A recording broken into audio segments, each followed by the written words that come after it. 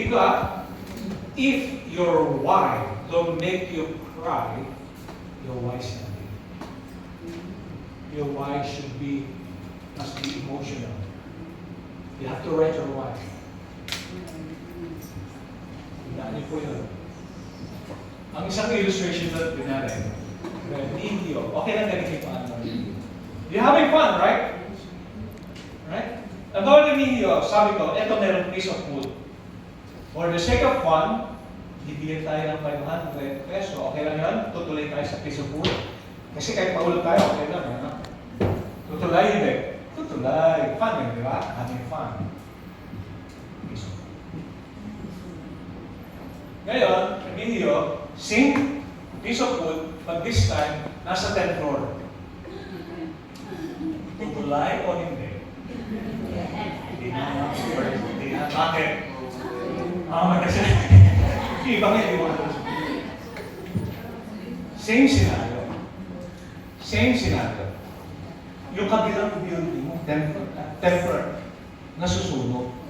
Nandun yung mahal na mahal mong tao. Umihingi ng tulong sa'yo. Tutulay o hindi?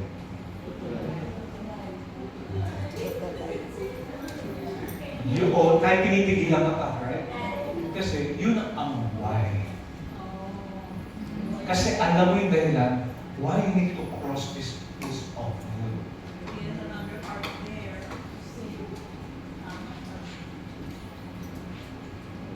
Because if you know your why, how does that matter? How will you follow?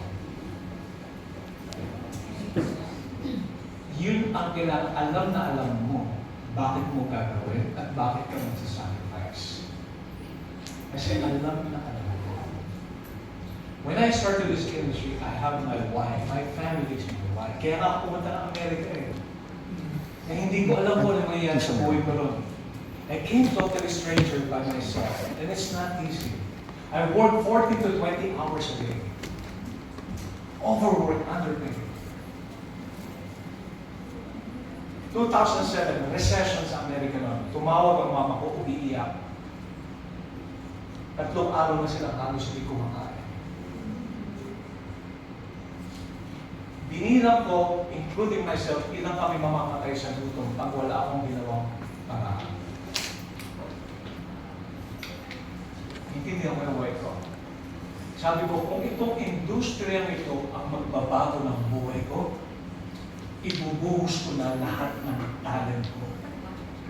Kaya nag-work sa akin ang industriya nito. Kasi baka hindi nag-work, okay lang hindi mag-work kasi may trabaho pa naman ako eh. Yung sinasabi kong focus, nag-focus ako, kaya nag-scope.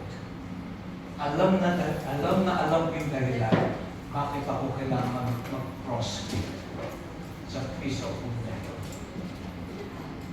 Yun ang why. Naintindihan natin. Why are you doing this business? Sa pera lang? Hindi ka magkakwit pag sa pera lang. Sa kotse? Hindi ka magkakwit sa kotse. Pero kung kasalangin dito yung mga mahal sa buhay, that's why we're working so hard every day.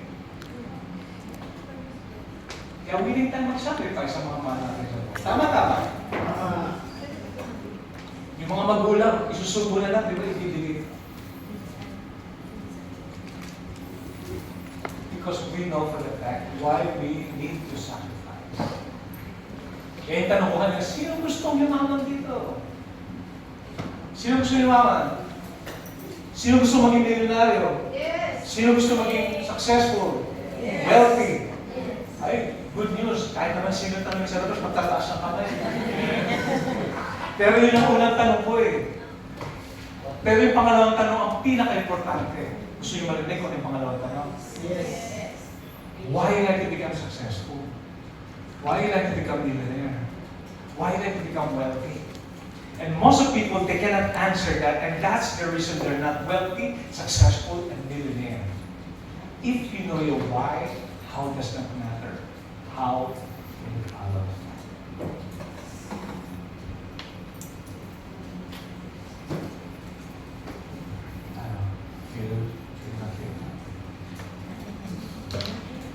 Pag naaalala ko yung point ko, nahiyak ako. Until now, actually yung why ko ngayon, iba na yung why ko ngayon. Ang why ko ngayon, ma-fulfill yung mga why mo. It's not about myself. Okay na kami, okay na ako. It's not about me anymore, it's about you. Pero tuturuan namin kayo paano mangisda. Hindi lang kumain ng isda. And every time, nag-go sa gym, meron akong trainer. Marunong mo lang mag-exercise mag-isa, alam ko lang magagawin. Nag-i-invest sa sarili ko. But, kasi kailangan natin ng coach, kailangan natin mentor, kasi it's hard to see yourself inside a picture frame. Sometimes we need someone to push us. Yung trainer ko, pwede ko ba sabi sa kanya, ikaw, okay, may pera ko, ikaw, babayaran kita, ikaw bumuhat lahat na yan, tapos pag binubuhat mo yung katawan ko lumalaki. Pwede ba yun? Hindi. Tuturuan niya lang ako, pero ako pa rin magbubuhat, magpapakahirap. Same thing dito. Tuturuan namin kayo. We're gonna do our part, but you have to do your part.